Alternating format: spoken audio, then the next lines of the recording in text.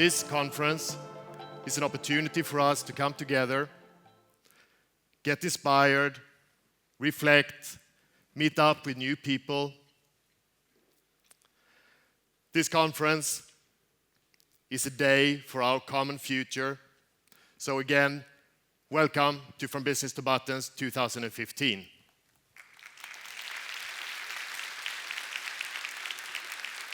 Where are my designers at? That was lame. Where are my designers at? Mistake number one. You are not there to be the client's friend. Clients are not lonely. They did not hire you to be their pal. They hired you to solve a business problem. The client hired you because you are the expert in what you do.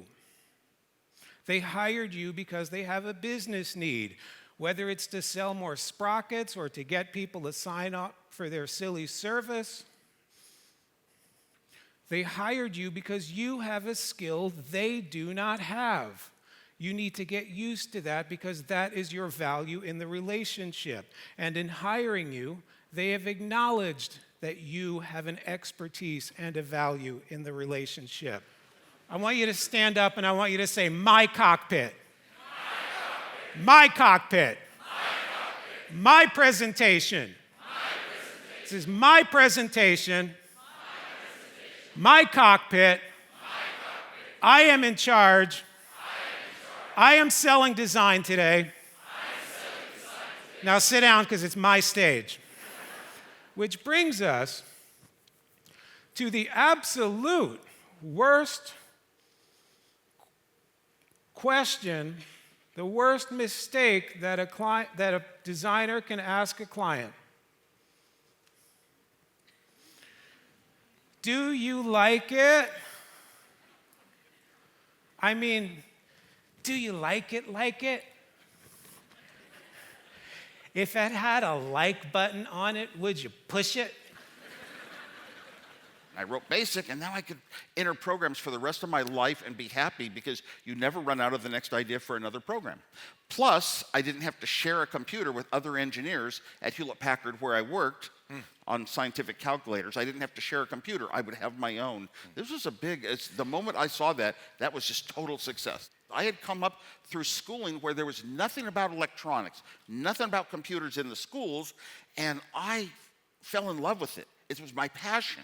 And I had to teach myself. I had to write my own books. And I started designing computer after computer after computer. And I said, how can I be smarter? How can I make it better?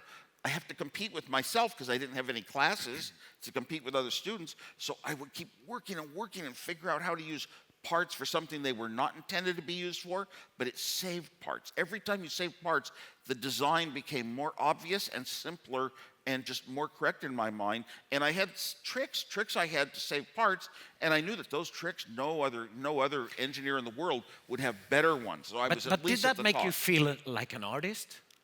Oh, absolutely. Oh, I knew it. No, for a certain kind of digital design that was going around in those years, the 70s, oh my gosh, yes, I was an artist. I knew that I was probably ahead of the rest of the world. Steve and I, I was the inventor totally, did all the hardware, all the software, all the construction, all the testing, all that myself. And then Steve just basically his motive, the reason we were good, he wanted a company.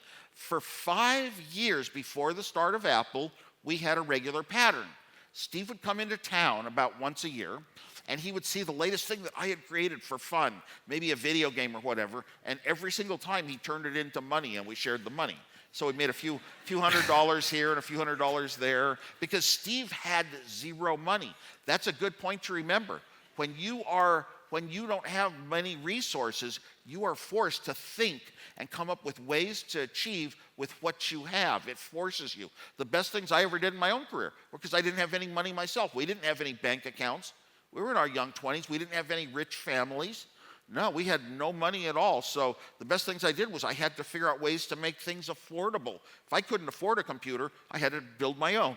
I had to design and build it, make it affordable. If you have a good mind, and this would apply to any designer in the audience too, if you have a good mind and you can sit down and think out how should it be. I'm going to write the steps down. I'm going to write my own book rather than reading books on how it's been done in the past. If you have a good mind, you'll come up with a very, very good way. And I came up with an incredible, one of the best designs of my life for the floppy disk. Got it working in 2 weeks. You could type run checkbook, and it would run the checkbook program. And I got to go to Las Vegas. I got this idea. I don't like big, huge companies. I don't like structure. I don't like having to follow a lot of procedures. I like being an inventor. Get an idea, go in and test it out and build it yourself and convince other people of it. And that's more like a startup. I like startups with just a few close friends. Here's an idea. Let's go and try it. Let's go make this new thing. And I got an idea for the first universal remote control, and I started a company and we built it because it was just a small startup. That's what I loved. I remained on the Apple payroll. Both times when I left Apple, even to this day. I'm the only person who's been on the Apple payroll every week since we started the company. I get a little, it's a tiny salary, but I want to be, it's a token to me. It's not huge sums. And that I almost have no communication with anyone at Apple ever, but they invite me to the top events. They don't forget me, but boy, they don't fire me. one year after Steve Jobs died. Okay. And that means a lot to me. 1 year after Steve Jobs died, my wife was working for Apple Education, and she went on the internal computer at Apple, and it said that I was still reporting to Steve Jobs, so I said, good, I can't be fired. The idea behind a journey map is basically, let's look across all the silos. A lot of teams will say, let's look at all our touch points with our users and think about how they flow from one to the next. Great. We have to go beyond just our touch points, which is basically, hey, people use these products and services of ours, and here's how they flow through them. Because a real user experience isn't like that. In reality, that user's journey probably starts before they touch one of our touch points, maybe ends beyond our last touch point, and they might actually go off and use somebody else's tool partway through their journey. It's not all ours. It's not all about us, which I know is a sort of a novel thing to most teams. But here's the thing. When Johan invited me, he said, Kim, can you talk about service design and how we take that step and turn our practice into that? Well, in service design, we can't just think about that website. We have to think about all the other processes and tools that surround it. We have to look at what's under the covers, so to speak, the hidden parts of the system. And those hidden parts of the system tend to be internal processes, internal tools, values, culture, hiring, incentives, all kinds of things like that we have to start examining. So our user research is going to point us to the problem spots, but then we have to investigate inside the company to understand what's causing some of those problem spots. Here's the thing. We have to understand this whole journey in order to change it. We have to get a shared understanding on the team, get people to recognize here's who we're designing for, here's what their problems are, here's all the other tools they're using. Here's our opportunities. So this is a good small step we can take toward changing the organization. And we've got to understand the internal tools as well. But when we start trying to change the internal processes and tools, boy, if you think changing a website is hard, just wait.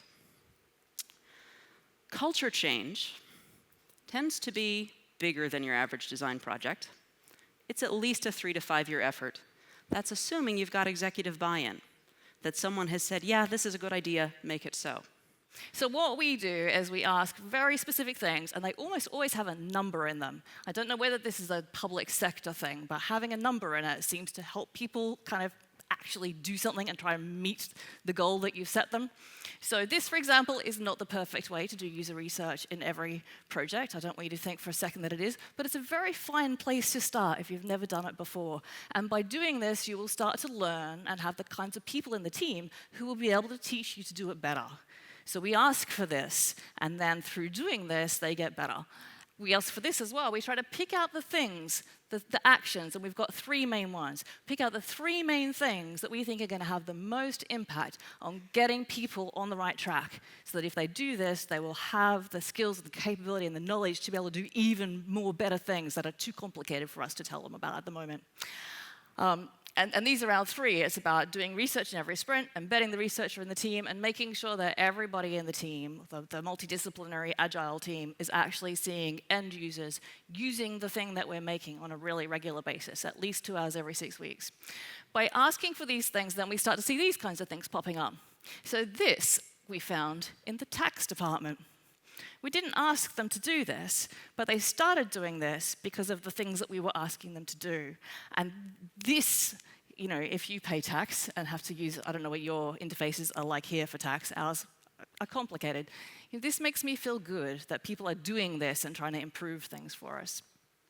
So these are some examples from user research. I'm sure if you don't do user research, you could think as well about what are the behaviors that you want to change, and think what are the really specific behaviors that you can ask people to do, and see if you can put a number in it. Because like I said, for some reason, the numbers seem to help. But the one thread that I hear most often is that these are archly personal devices, right? This is my device. It's always on, it's always online. It's my view to the internet in general. But if we look a little bit further afield, the picture is much more complicated than that. If we went to Bangladesh, for example, this is a fascinating region of the world to me. Thanks to some massive deregulation in the mobile market, they've seen massive adoption of mobile data in general. In 2011 alone, the number of mobile internet subscribers jumped by over 900%. And even among the poorest citizens of the country, mobile use is incredibly popular. But the thing is that these devices are very frequently not personal. In fact, there are whole networks of sidewalk vendors who rent time and data to people who are unable to buy the devices themselves. And this isn't isolated to Southeast Asia. If we turn our attention slightly west to Africa, which is a wonderful example of a nearly mobile-only ecosystem, a tenth of its landmass is pretty much covered by mobile internet services. And they have saturation rates higher than most anything we ever see in the developed world. In fact, it's frequently said that more people in Africa have access to a cell phone than to electricity. I just want to say thank you to everybody for coming here. It's been just a pleasure as last year. And thank you so much, Steve, for coming all this way. Can I ask the crowd to deliver a standing ovation to Steve Wozniak? Thank you very much, Steve. Thanks a lot for coming. Thank you, everybody. Great. Look up there. Yes, my honor. Good to have you. Thank you very much. Thank you.